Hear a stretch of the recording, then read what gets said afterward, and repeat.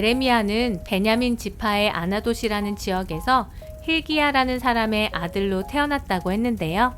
hil기야는 제사장이었어요. 제사장의 아들이라면 누구보다 성전이 익숙한 곳이었을 테고 그곳이 무엇을 하는 곳인지 잘 알고 있었을 거예요. 레위기에 적혀있는 수많은 제사법에 대해 모르는 게 없었겠죠. 그러니 사실 예레미야는 예언자가 아니라 제사장이라고 불렸어야 했어요. 하지만 예레미야는 제사장으로서 하나님께 제의를 드리는 일이 아니라 성전을 찾아오는 이들에게 하나님의 말씀을 선포하는 사람으로 자신을 바꾸었어요. 예레미야 7장을 읽어보면 예레미야는 성전 앞에서 말씀을 전했다고 해요. 이렇게 이야기하죠. 이곳이 여호와의 성전이라는 말을 믿지 마십시오. 이 말을 3번이나 반복했어요. 성전을 찾아온 사람들에게 이곳이 성전이 아니라니 사람들이 얼마나 놀랐을까요? 예레미야는 계속해서 이야기해요.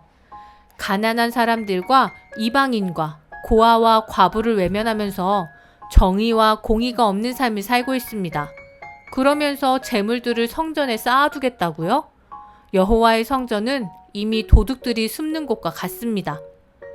그러자 예레미야와 대적하는 거짓 예언자들이 이렇게 말해요. 우리는 안전합니다. 우리는 재물을 드림으로써 구원을 얻을 수 있어요. 사람들은 더욱 근사하게 들리는 거짓 예언자들의 말을 듣고 예레미야의 말을 외면했어요. 그러자 예레미야는 실로라는 곳에 대한 이야기를 꺼냈죠.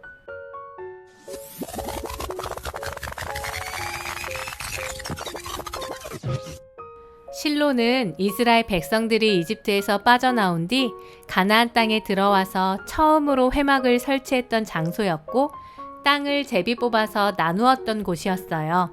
사무엘서를 보면 사무엘의 어머니 한나가 찾아갔던 장소였고 사무엘이 하나님의 부르심에 응답했던 곳이기도 하죠.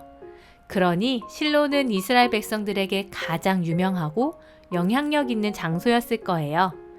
예레미야는 그토록 유명했던 실로가 멸망한 이야기를 하면서 이곳 예루살렘 성전도 그처럼 멸망하게 될 것이라고 선포했어요.